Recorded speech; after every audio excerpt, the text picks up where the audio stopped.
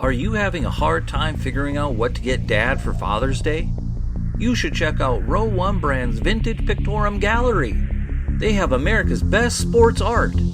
With over 7,200 historic sports prints, you're assured to find something unique for Dad this Father's Day. Instead of a boring old tie, get him a historic baseball photo taken by Henry High Sandom at the historic Polo Grounds Stadium in New York City during the 1894 Temple Cup. Or, if he's an NFL buff, check out the 1963 vintage NFL poster. These are so good looking that you'll be amazed how they turn out. Shop now at sportshistorynetwork.com/row1 and save 15% off your order. This podcast is part of the Sports History Network, your headquarters for the yesteryear of your favorite sport. You can learn more at sportshistorynetwork.com. Hi folks, welcome to the Pigskin Past. My name's Joe Zagorski. I'd like to talk about the 1973 New York Jets.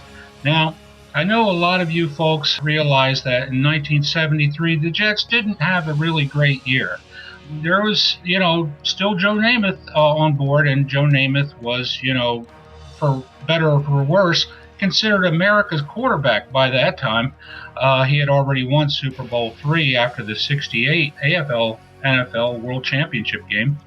But in 73, Namath had already sustained a lot of injuries by that time, mostly in his knees, but also, as we find out, in the second week of the year at Baltimore, Joe Namath gets blitzed by Stan White, linebacker for the Colts, and suffers a shoulder separation on his throwing shoulder, of course, to make matters worse. So he's out for, I believe, a total of 7 games, half the season. Not a great opportunity for the Jets to advance. So once Joe Namath goes down, in particular because they have a second-string quarterback named Al Woodall. It's a serviceable quarterback for most of the way, but the problem is that he gets injured. I believe it was in the 4th game of the year at Miami. Now, the Miami Dolphins at that time, they're defending world champions. And a lot of people believe that they were stronger in 73 than they were in their undefeated season of 72. So the Jets are relegated to starting a third-string quarterback, a guy by the name of Bill Demery, for 6 games throughout the course of that year. This is Weeb Ewbank's last year as head coach of the Jets, and he's probably thinking, this is the worst possible scenario for me to do anything. Well, Weeb's a pretty wise guy, and he's right.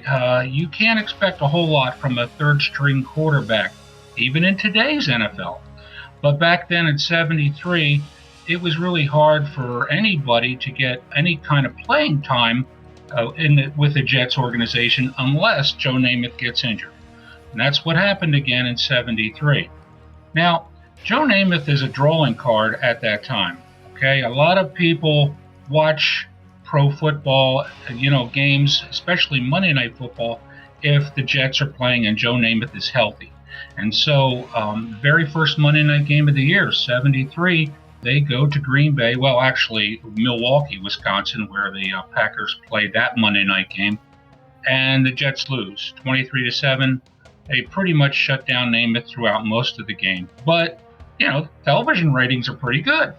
Now, of course, second game of the year, Namath goes down, shoulder separation. The rest of the year is pretty bad for the Jets. Weeb Ewbank probably deserved better as a head coach. He is in the Pro Football Hall of Fame. He was enshrined there in 1978. And, of course, Weeb is no longer living. He died in 1998 at the age of 91. It's a pretty long life. But there's some people, some factions out there that say that the only reason that Weeb is in the Hall of Fame is because he's the only coach to ever win 3 world championships, 2 with the Colts, 1 with the Jets, the only coach to ever win in both leagues, the AFL and the NFL. And of course that can never change. There's no more AFL.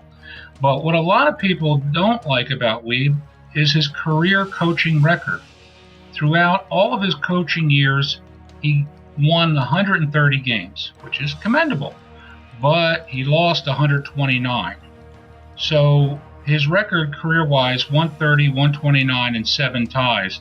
A lot of people say it's not really Hall of Fame worthy. And of course, in 73, the Jets were only able to score 240 points. They were not really going to make a lot of waves, especially in the New York media, who were probably by this time realizing that the window to beyond Super Bowl III had already closed, and you start to see a lot of new players come in to play for the Jets. Now, the final game of Weeb Ewbank's career was at Shea Stadium, and it was a famous game, but not so much that it was Weeb's last game, but it was versus Buffalo, and it was the game that O.J. Simpson rushed for 200 yards, and he set a new league rushing record with 2,003 yards. That's another story for another time. Thanks for joining me, Joe Zagorski, with the Pigskin Past. This podcast is part of the Sports History Network, your headquarters for the yesteryear of your favorite sport. You can learn more at sportshistorynetwork.com.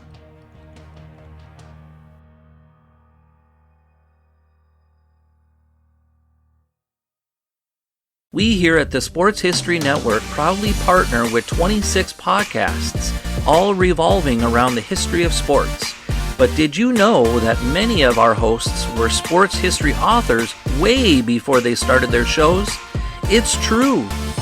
We've got Joe Ziemba, host of When Football Was Football, Joe Zagorski, host of Pro Football in the 1970s, Mark Morthier, host of Yesterday's Sports, Tommy Phillips, host of Lombardi Memories, and Scott Adamson, co-host of From the 55-Yard Line.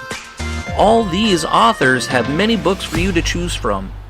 To check them out, go to our website at sportshistorynetwork.com/sportshistorybooks. Pick up your copy today. Soundtrack provided by Kevin MacLeod of filmmusic.io.